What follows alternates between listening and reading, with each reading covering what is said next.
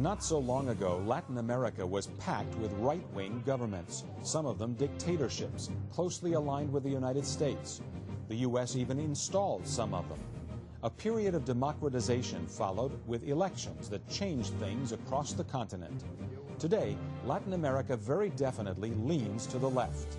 But what does it mean to be a leftist in Latin America these days? Has the end of the Cold War changed the very nature of that political ideal?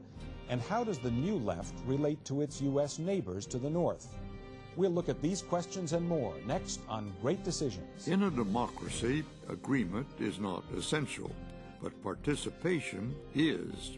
Join us as we discuss today's most critical global issues. Join us for Great Decisions. Great Decisions is produced by the Foreign Policy Association, inspiring Americans to learn more about the world. Funding for Great Decisions is provided by the Star Foundation and U.S. Trust. A generation ago, if a Latin American government was deemed leftist, it generally meant a few predictable things: socialism, populism, and alignment with the Soviet Union. But since the end of the Cold War, the Latin American left isn't so easily categorized. Social and economic reforms across the continent are taking different shapes and impacting how the countries of the region relate to the United States. Take Venezuela and its very outspoken leader, Hugo Chavez. To many, Chavez represents the classic Latin American leftist, unabashedly populist, redistributing much of his nation's wealth directly into the hands of its poorest citizens. He's built up social programs, schools, health care, almost entirely funded by Venezuela's vast oil reserves. His critics charge that his social programs have come at the expense of Venezuela's overall economy, which hasn't appreciably grown since he took power. Critics also worry about his limitations of democratic freedoms and his possible intentions to remain in power indefinitely. But Chavez is unquestionably popular, both in his country and throughout much of Latin America, where his harsh denunciations of the Bush administration and the World Bank are met with cheers. And he's fostered political partnerships with Cuba's Fidel Castro and Bolivia's Evo Morales, among others. What is strategic for us is to look for a political unity of all our countries and to have a regional project that will unite us and will create the potentialities and develop all the potentialities of South America to be a world player. But there's another kind of political change taking place in Latin America today, one also rooted in socialism and populism, but more conservative in its approach to governing. Brazil is the strongest economy in Latin America, but not without its problems, poverty and hunger among them. Its leader, Luiz Inácio Lula da Silva, is firmly rooted in the left. He was born into poverty, eventually became an outspoken union leader and socialist, and is a member of the Workers' Party. Yet his approach to governing stands in stark contrast to that of Venezuela's Hugo Chavez. Lula da Silva has moderated his more radical views and has instead focused on reforming Brazil within the bounds of the free market, implementing tax reform, passing new labor and judicial laws, hoping to encourage growth throughout all sectors. What we have today in Brazil is, I think, a very positive combination of growth with reduction of inequality. So then, is it this kind of approach to populism which makes countries like Brazil, also Chile and Uruguay, more politically attractive to the United States? How do the countries of Latin America get along with each other? Will the progressive left become the new Latin American right? And what does the future hold for the likes of Chavez? Is he bound to become the next generation's Castro, intent on holding on to power for the rest of his life? The Latin American left, coming up next on Great Decisions.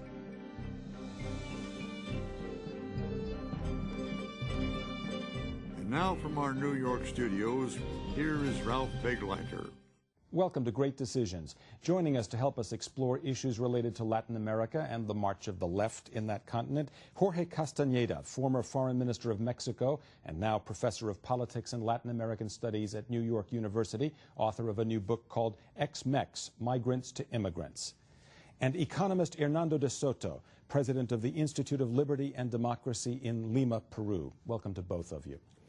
Jorge, you wrote maybe 18 months ago or so that there would be a tsunami of leftist governments taking over Latin America, particularly South America you were referring to.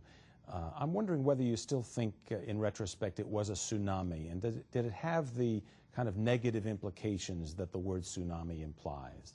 Well, I think there is a tsunami in the sense that the left is faring far better in every election in Latin America today than ever before. It doesn't necessarily win every election. In Hernando de Soto's Peru, it didn't, but it did much better than it ever had. In Colombia, it didn't and did much better than it ever did. In Mexico, it didn't win, but did much better. Conversely, in other countries, Brazil, Chile, Uruguay, Nicaragua, Ecuador, etc., the left has won elections in countries where perhaps it had not won before or had barely won before. Now, the difference is that there are two kinds of left. There is a very social democratic, globalized, moderate left in some of these countries, in Peru, in Brazil, in Chile, in Uruguay, and there's a very populist left, a much more hardline left, much more nationalistic, much more statist, countries like Venezuela, like Nicaragua, like Bolivia, like Ecuador. So I guess it is a tsunami, but it's a partial tsunami, and it's a partially positive tsunami, and it's a partially, I think, destructive tsunami. Hernando, maybe more of a makeover than a tsunami, kind of a makeover of appearances, or do you think it's a substantive change? Well, that remains to be seen, because many of these regimes are just on the verge of structuring what looks like further reforms, like in the case of Venezuela and in the case of Bolivia. We have to see what happens. The important thing is that Jorge is right in the sense that if you look back some 10 years, Latin America has changed. The so-called market economic system, there's no other game in town, but it hasn't actually been that successful for the majority of people in the country, and that accounts a lot for the leftward swing. What happens is that in many of these countries, as the left has recuperated, and in some cases it's not the traditional left, but it's the left has recuperated or gained space, the blueprints for what they're going to do are just evolving now. That's first round. And second round, which is something that Jorge was leading to, it's that this has just been one wave of elections. We're going to get new elections. And those parties that for the first time got into the limelight in Mexico, in Peru, in other countries where they were narrowly defeated, have now also gained strength. And they're going to get ready to compete a second time. And that unless something is done about that, unless their opponents adapt to this new situation and get in tune with the people who are voting left, there could be a second round, and then it could be much more than a makeover. The Chilean ambassador talked to us about how he thinks his political and social situation has evolved during this period of transfer in Latin America. Let's listen. We have grown steadily during these 15 years. We will grow this year once again over 6%. And we have reduced poverty from 40% to 13% following the last surveys in Chile. It is very impressive. But you cannot do that without a broad political support. We have now in Chile social demands very strong, because the people say the pie is becoming so big that I would love to have a bigger part of the pie. This happens with the health worker, with teachers, and with other association and worker groups.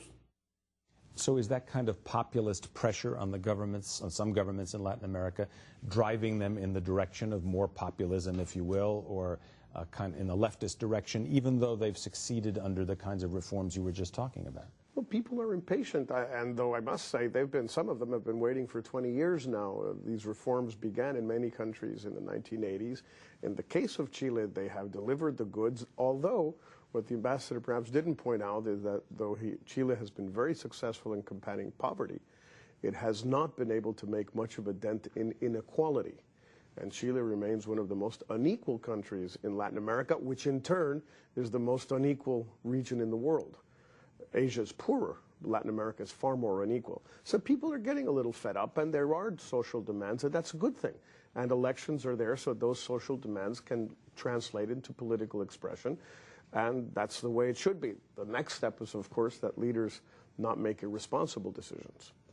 Let me ask you this. For a moment, put yourself in the position of an American foreign policy maker, maybe somebody in the National Security Council, in the White House, whatever. From a U.S. perspective, would you say this change that you've both talked about is something that you think is a threatening change, or just something we've got to pay attention to, be aware of? Give us some sort of substantive perspective on that.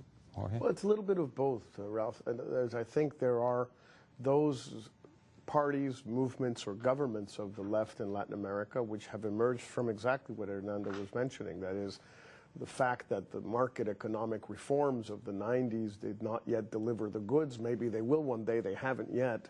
Plus the fact that now you have elections. You didn't always have elections in Latin America. These two things combined have led these parties and leaders to win. Some of them, I think, are doing very good things for their countries, and that's good for them, and it's good for the United States. The case of Brazil, the case of Chile, the case of Uruguay, perhaps the case of a few other countries, perhaps now in Guatemala, countries like that. That's one issue that I think Washington should understand and should support these governments as much as it can. And in fact, for example, President Bush has made a very serious effort to be friends with President Lula of Brazil, to find common ground, to work together on energy issues, on others, because I think finally the United States seems to have understood this.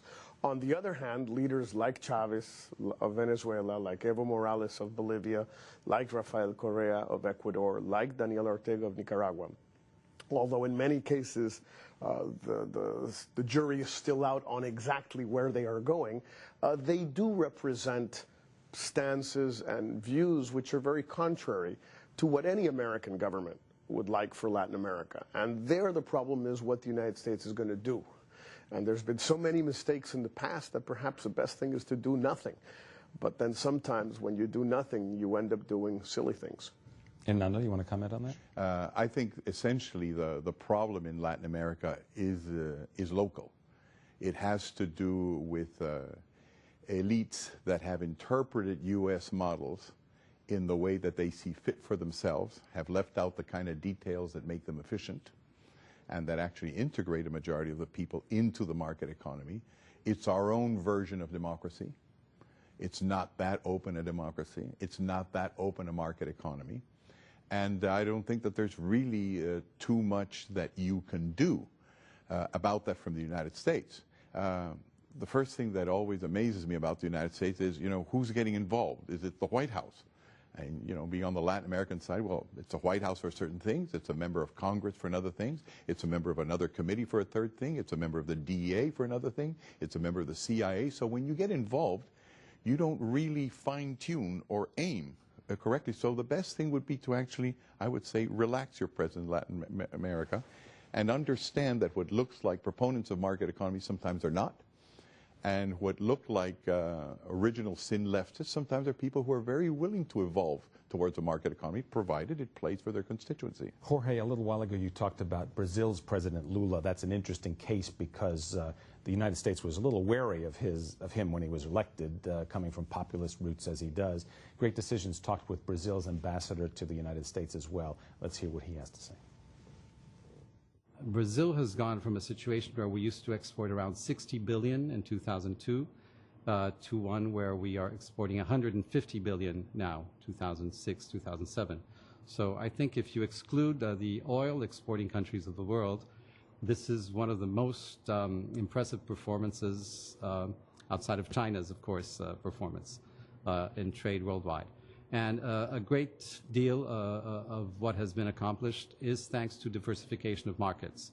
Not only the more intense relationship with our neighbors in South America and also preservation and enhancement of good relations with traditional partners such as the U.S., but to a great extent, new markets in Africa, the Middle East, and Asia.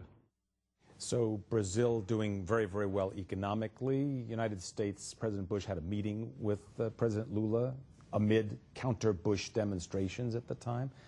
What does this mean for the relationship and the move to the left in Brazil? I think what it means, Ralph, is what Hernando de Soto was saying. When the United States acts reasonably, pragmatically, does not make a big fuss about things, it can get along well with someone from the left like Brazil, which, when that person of the left is like Lula and is also pragmatic and is also acting on the basis of Brazilian national interests, there is common ground on bioenergy, on looking at the world in a certain way, even on trade issues. There's been a certain amount of convergence. You both have touched on, I want to get into it a little bit more depth, what perhaps is the poster boy of leftism in Latin America, and that's Hugo Chavez in Venezuela. Is he making a mark on the continent, across the region, Central and South America, in a way that's going to drive other governments to the kind of leftist government that he's got? Or is he an outcast or an outlier, if you will, on the political spectrum? Hernando? Well, I don't think he's an outcast. I think he's very influential. And he's very influential, among other things, because he has a foreign policy. He's got ideas. He knows what he likes and he knows what he doesn't like. He's financing groups or promoting groups in different parts of Latin America to activate certain ideas. He invests in samba schools in Brazil. He invests in education and medical assistance in Peru and Bolivia. I mean, he's working very hard about it. You know, he's obviously out to make a mark. With Venezuelan oil money. With Venezuelan oil money. That's where we suppose that it comes from. And with a message as well. I mean, there is charisma involved. It's not just only the money. And in the case of Peru, it was quite clear during our last elections that he was present all throughout the election. So yes, he is an important player in the whole game. But Venezuela's economy has not done well under his tenure. But the issue here is rather the one that Jorge was mentioning before in the case of Chile, which is that wealth is not an absolute thing. In other words, if you go and say, you know, we have less poor, or the poor were on $1 a day 10 years ago, now they're on $1.75, but the richest of the rich have gotten much richer, it's not going to work, because wealth is a relative thing. Poverty is a relative thing. You're as rich as the rest of your environment has made progress or not made progress. This is something, of course, that was very clearly said by and analyzed by Marx back in the 1850s with a lot of success that he had over at least 100 years, his ideas did. And he called that those people that did not feel included were alienated. And alienation has nothing to do with the fact that you've doubled your income, but how you've done relative to others. And that's what's happening a lot in many parts of Latin America, what we economists call the Gini factor. That is that the distance between the poorest and the rich is getting is increasing. And that is a matter for concern, because that's what leads to social conflict, and that's what actually will strengthen very much the hand of Hugo Chavez as he drives that point, which he may be very seriously concerned with. Both of you may be a little surprised to know that when Great Decisions talked with the Venezuelan ambassador to Washington, he did not reflect the kind of rhetoric that we've heard so much from Hugo Chavez himself. Let's listen to what he has to say. If you want to do a radical social change, you have to transform the way of how democracy has been working. Because basically in our countries, democracy has been an elite type of democracies. So what you see is very educated people and people that have money, that at the end they control political parties, they control the policy. So if you want to transform the agenda, you have to give the chance to people to be the real players. And this is what we are going into, a whole process of. This is a revolution of participation in Venezuela. So setting aside the question of the rhetoric, that's really what you were talking about also, the increasing pressure in many Latin countries for a sharing of the pie. Jorge, do you think that's going to increase the pressure for movement toward the left throughout the rest of the region? Well, it will, and I think that what Chavez does will contribute a lot to that, or not. As Hernando was saying, he is pouring money into support for groups that have affinity with him. So you have social pressure, you have democratic elections, and you have someone with a lot of money and a song to sing, and also Cuban support. Cuban cadres working with him, well, that's a very strong combination. Does that pose a threat to the United States? Well, this is the issue we were discussing before with Hernando, and I agree with him that the best policy is to do nothing. But the problem is that politics in general abhors void, like nature. And I'm not sure it's possible for the United States to do nothing. So then the issue is, what should it do? And to hope, and I agree with Hernando, I would hope the U.S. would not get involved. But I'm afraid that it will, and so I wonder whether it's not a better idea to suggest that the United States do something useful instead of hoping that it do nothing stupid. Well, let's talk about what can be useful. You always think in the United States as if you were the result of a great British tradition. You actually broke with the British elite tradition. You broke down primogeniture, which was that only the eldest sons could get property. You broke down voting by only people who had property rights. You actually created what is today popular capitalism, but you don't always act that way abroad. And so the thing is, if you can act in that direction and understand that capitalist systems are unsustainable unless they have a constituency, and that people not necessarily get rewarded immediately, but see the light out of the end of the tunnel, best is not to act. If you are able to actually cut the hairs in 3 or 4 parts and able to make these distinctions and find a policy that actually works and get organized among yourselves so that all the voices of foreign policy in your country, which don't only come from your executive branch the way they do, say, in Europe or even in our country, but come a little bit from Congress, come from your agencies. If you can get all that together, maybe you can do some good things. But until you don't get that act together, it might be risky. You know, if we had recorded this program 10 years ago or even 5 years ago, it would have been impossible to spend as much time as we've had without making much reference to Fidel Castro. Has he become essentially irrelevant in terms of the movements you've been talking about in Latin America? Or is Castroism, if not Castro himself, still a very important factor in the region? Jorge? I think he remains a very important factor, perhaps more important than at other times, because in many ways he is finally fulfilling his dream of the 1960s of exporting his model, the Cuban model or revolution or what have you, anti-imperialism, nationalism, to the rest of Latin America. He tried with Che Guevara in the 1960s, and that didn't work. He tried a little bit with Allende in Chile in the 1970s, and that didn't work. He tried with the Sandinistas in the 1980s, and that didn't work. And now, Chavez finally seems to be the perfect match. It's Castro's ideas, Castro's cadres, Castro's experience, Castro's acumen. I mean, he's been in power now for almost 50 years. It's a long time. You learn a lot of things, and a very intelligent man learns a lot of things at 50 years in power. And he's got Chavez's money. He's got Putin's arms more than ever before, in a way. So I think his influence is enormous. Not in the bigger countries. Argentina, Brazil, Mexico, no. These countries are too big, too sophisticated. But in the smaller countries, in Ecuador, in Bolivia, in Paraguay, in Nicaragua, in El Salvador, the combination of Castro and Chavez is a powerful combination. Hernando, do you agree with that there's still a powerful influence in the region? Oh, absolutely. And I think that Jorge is right that at this time he may actually be stronger than ever. Because he's got money on his side, and also because there's a change of strategy, which is not only the guerrilla military intervention, which didn't prove successful in the case of South America and even Central America, or finally that successful, but he's learning to work these sort of unbalanced, incomplete democratic systems.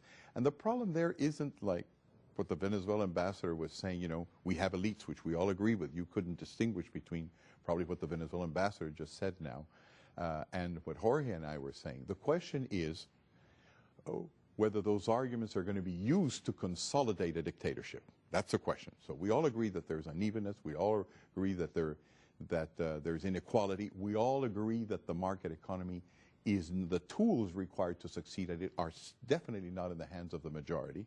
But the question for us would be then, is this a cause for reform? I mean, let's think reform again. and let's think it in terms of participation, or is it a means to consolidate some kind of hegemony, some kind of a strong vertical political structure in Latin America? In that case, yes, of course. If that is the case, then of course this is dangerous. Hernando de Soto, President of the Institute of Liberty and Democracy from Lima, Peru, thank you for being with us on Great Decisions. Jorge Castañeda, former Foreign Minister of Mexico, now Professor of Politics and Latin American Studies at New York University. Your new book is Ex-Mex, Migrants to Immigrants. Thank you both for being with us. And thank you as well for joining us on Great Decisions. I'm Ralph Begleiter. To learn more about topics discussed on Great Decisions, visit our website at www.greatdecisions.org. To order a copy of the Great Decisions Briefing Book, a DVD set of this series, or to join a Great Decisions discussion group in your area, contact the Foreign Policy Association. Funding for Great Decisions is provided by the Star Foundation and U.S. Trust,